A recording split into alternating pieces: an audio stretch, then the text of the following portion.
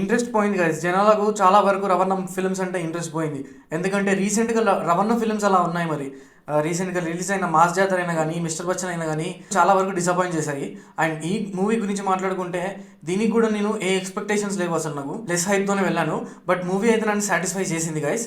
And movie అయితే నాకు నచ్చింది. అండ్ డీటెయిల్ డెప్త్లోకి వెళ్తే స్టోరీ ఏముండదు గైస్, మనం చాలా వరకు చాలా మూవీస్లో చూస్తున్నదే. పెళ్ళమూరు వెళ్తే అయినా కనుక, అండ్ రీసెంట్గా వచ్చిన సంక్రాంతికి వస్తున్నామైన, అండ్ అప్పట్లో వెంకటేష్ గారిది ఇంట్లో ఇళ్ళలు వంటింటో ప్రియురాలు, ఇదే జోన్లో ఉంటుంది మూవీ. అంటే టూ ఉమెన్స్ మధ్యలో వన్ మెన్, ఆ జోన్లోనే ఉంటుంది. దీంట్లో మెయిన్గా మనం మాట్లాడుకోవాల్సింది ఏంటంటే కామెడీ అయితే చాలా వరకు చాలా వర్కౌట్ అయింది. ఫస్ట్ హాఫ్లో వచ్చే ఆ షాపింగ్ మాల్ సీన్ అయినా కానీ, అండ్ సునీల్, వెన్నెల కిషోర్ అండ్ రవితేజ గారి మధ్య వచ్చే ఆ వన్ లైనర్స్ అయినా కానీ, అంటే ఎక్కడ కూడా మనకు ఫోర్స్డ్గా పెట్టారు అని చెప్పేసి అనిపించదు. అంటే సిచ్యువేషనల్ కామెడీ, అంటే స్టోరీతోనే ట్రావెల్ అవుతూ ఉంటుంది.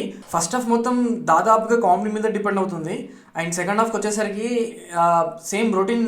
నేను కొంచెం ఎక్స్పెక్ట్ చేశాను కొంచెం ఏదైనా కొత్తగా చూపిస్తారు కావచ్చు అని చెప్పేసి, బట్ మనకు సేమ్ ఎలా రీసెంట్ మూవీస్లో ఎండ్ చేస్తారో సేమ్ అలాగే ఉంటుంది.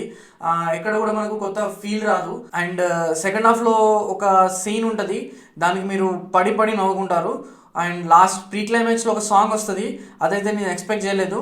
దానికి అసలు బీసీ సెంటర్స్ వెళ్ళిపోతాయి. అంటే నా వరకు అనిపించింది ఏంటంటే ఫస్ట్ హాఫ్ వరకు బాగుంది, సెకండ్ హాఫ్ కూడా కొంచెం బాగా రాసుకుంటే బాగుండేది అని చెప్పేసి. అంటే వీళ్ళు మెయిన్లీ ఓన్లీ కామెడీ మీద ఫోకస్ చేశారు, అంటే దాని వల్లనే తీసుకెళ్లారు. అండ్ పర్ఫార్మెన్స్ గురించి మాట్లాడుకుంటే అందరూ బాగా పర్ఫామ్ చేశారు. రవణ ఎప్పటిలాగే ఎనర్జెటిక్గా చాలా బాగా పర్ఫామ్ చేశారు. అండ్ హీరోయిన్స్ ఇద్దరు అయితే చాలా చాలా క్యూట్గా ఉన్నారు. యాక్చువల్ నేను డింపుల్ హాయ్ అయితే కొంచెం ఎక్స్పెక్ట్ చేశాను, బట్ డింపుల్ హాయ్ అయితే రోల్ ఎలా ఉంటుంది అని అంటే, నేను భార్యని, నేను ఇలా ఉండాలి అని చెప్పేసి అన్నట్టే ఉంటుంది. అండ్ ఆసిక్ రంగనాథ్ గురించి నేను ఇంత బాగా యాక్ట్ చేశారని నేను ఎక్స్పెక్ట్ చేయలేదు. అండ్ సునీల్ అండ్ వెన్నెల కిషోర్, సత్య, వీళ్ళు ముగ్గురు అయితే చాలా చాలా బాగా పర్ఫామ్ చేశారు. ఇంకా రిమైనింగ్ క్యాస్ట్ అంతా కూడా డీసెంట్. మనకు మూవీ చూస్తే క్లియర్ కట్గా అర్థమవుతుంది గైస్, ఇదేదో ఇంటెన్షన్తో తీసిన సినిమా కాదు. జస్ట్ సంక్రాంతి వస్తుంది, సంక్రాంతికి రిలీజ్ చేయాలి, పండగకి రిలీజ్ చేయాలి, పండగ సినిమాలా ఉండాలి అని చెప్పేసి రిలీజ్ చేసినట్టుంది సినిమా ఇది. అంటే నేను ఓవరాల్గా చెప్పాలనుకుంటే ఏంటంటే, మీరు సంక్రాంతికి బాగా నవ్వుకోవాలని చెప్పేసి అనుకుంటే ఈ మూవీకి వెళ్ళొచ్చు. అంటే మీరు ఏం ఎక్స్పెక్ట్ చేయకండి, మూవీలో కొత్తదనం ఉంటుంది, ఆ కొత్తగా ఏమైనా తీసుకొస్తారని చెప్పేసి ఏం ఎక్స్పెక్ట్ చేయకండి. సేమ్ మనకు మూవీ సేమ్ టెంప్లెట్లోనే ఉంటుంది. మన పాత మూవీస్ ఏం చూసామో సేమ్ టెంప్లెట్లోనే ఉంటుంది.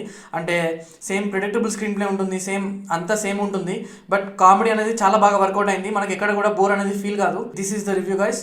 మీకు కనుక రివ్యూ నచ్చినట్టయితే please don't forget to subscribe guys.